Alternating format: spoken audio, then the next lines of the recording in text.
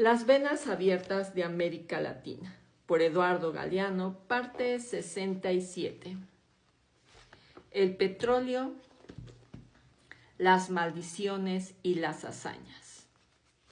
El petróleo es, con el gas natural, el principal combustible de cuantos ponen en marcha al mundo contemporáneo.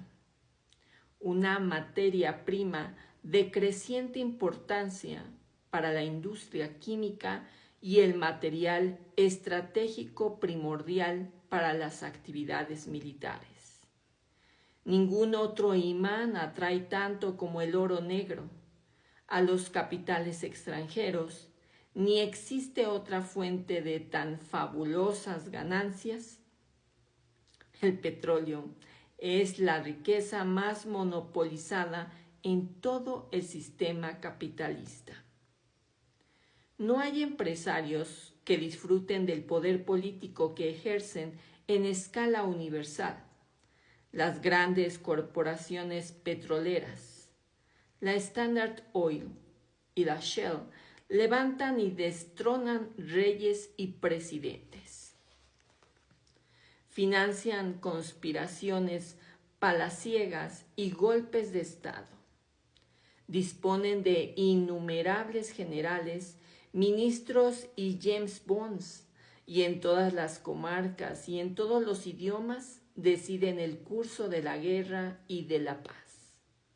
La Standard Oil Co. de Nueva Jersey es la mayor empresa industrial del mundo capitalista. Fuera de los Estados Unidos no existe ninguna empresa industrial más poderosa que la Royal Dutch Shell. Las filiales venden el petróleo crudo a las subsidiarias que lo refinan y venden a los combustibles a las sucursales para su distribución. La sangre no sale en todo el circuito, fuera del aparato circulatorio interno del cártel, que además posee los oleoductos y gran parte de la flota petrolera en los 7 mares. Se manipulan los precios en escala mundial para reducir los impuestos a pagar y aumentar las ganancias a cobrar. El petróleo crudo aumenta siempre menos que el refinado. Con el petróleo ocurre como ocurre con el café o con la carne, que los países ricos ganan mucho más por tomarse el trabajo de consumirlo que los países pobres por producirlo. La diferencia es de 10-1. De los $11 que cuestan los derivados de un barril de petróleo, los países exportadores de la materia prima más importante del mundo reciben apenas $1, resultado de la suma de los impuestos y los costes de extracción. Mientras que los países del área desarrollada, donde tienen su asiento las casas matrices de las corporaciones petroleras, se quedan con $10, resultado de la suma de sus propios aranceles y sus impuestos. 8 veces mayor que los impuestos de los países productores y de los costos y las ganancias de transporte, la refinación, el procesamiento y la distribución que las grandes empresas monopolizan. El petróleo que brota de los Estados Unidos disfruta de un precio alto. Su inmensa flota de automóviles bebe gasolina barata gracias a los subsidios públicos. Pero la cotización del petróleo de Venezuela y de Medio Oriente ha ido cayendo. Desde 1957, todo a lo largo de la década de los años 60, cada barril de petróleo venezolano, por ejemplo, valía en promedio $2.65 en 1957. Y a fines de los 70 el precio era de $1.86. El gobierno de Rafael Caldera anuncia que fijará unilateralmente un precio mucho mayor, pero el nuevo precio no alcanzará de todos modos. Según las cifras que los comentaristas manejan y pese al escándalo que se presiente, el nivel de 1957. Los Estados Unidos son, a la vez, los principales productores y los principales importadores de petróleo en el mundo. En la época en que la mayor parte del petróleo crudo que vendían las corporaciones provenían del subsuelo norteamericano. El precio se mantenía alto durante la Segunda Guerra Mundial. Los Estados Unidos se convirtieron en importadores netos y el cártel comenzó a aplicar una nueva política de precios. La cotización se ha venido abajo sistemáticamente. Curiosa inversión de las leyes de mercado, el precio de petróleo se derrumba, aunque no cesa de aumentar la demanda mundial. A medida que se multiplican las fábricas, los automóviles y las plantas generadoras de energía. Y otra paradoja.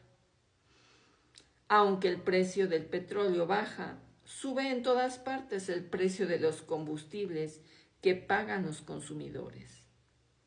Hay una desproporción descomunal entre el precio del crudo y el de los derivados.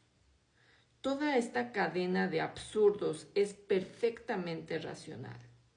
No resulta necesario recurrir a las fuerzas sobrenaturales para encontrar una explicación, porque el negocio del petróleo en el mundo capitalista está, como hemos visto, en manos de un cartel todopoderoso.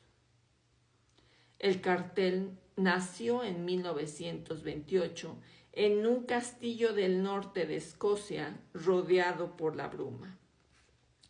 Cuando la Standard Oil de New Jersey, la Shell y la Anglo-Iranian, hoy llamada British Petroleum, se pusieron de acuerdo para dividirse el planeta. La Standard de Nueva York y la de California, la Gulf y la Texaco, se incorporaron posteriormente al núcleo dirigente del cártel. La Standard Oil, fundada por Rockefeller en 1870, se había partido en 35 diferentes empresas en 1911.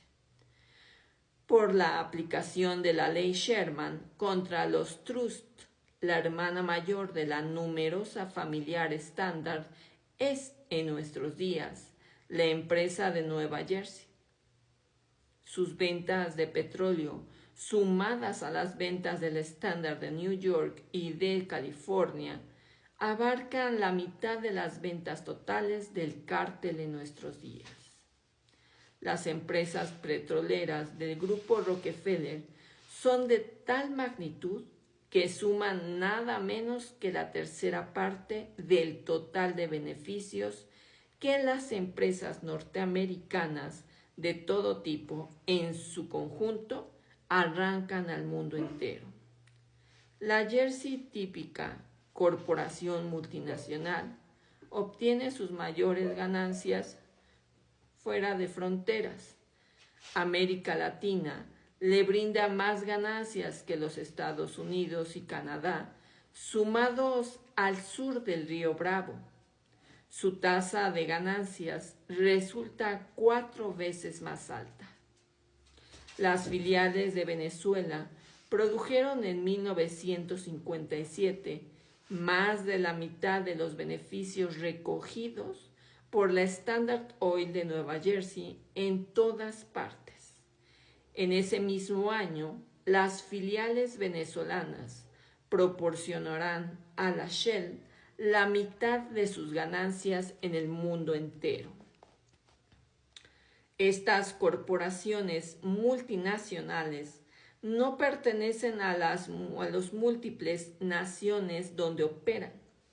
Son multinacionales más simplemente en la medida en que desde los 4 puntos cardinales arrastran grandes caudales de petróleo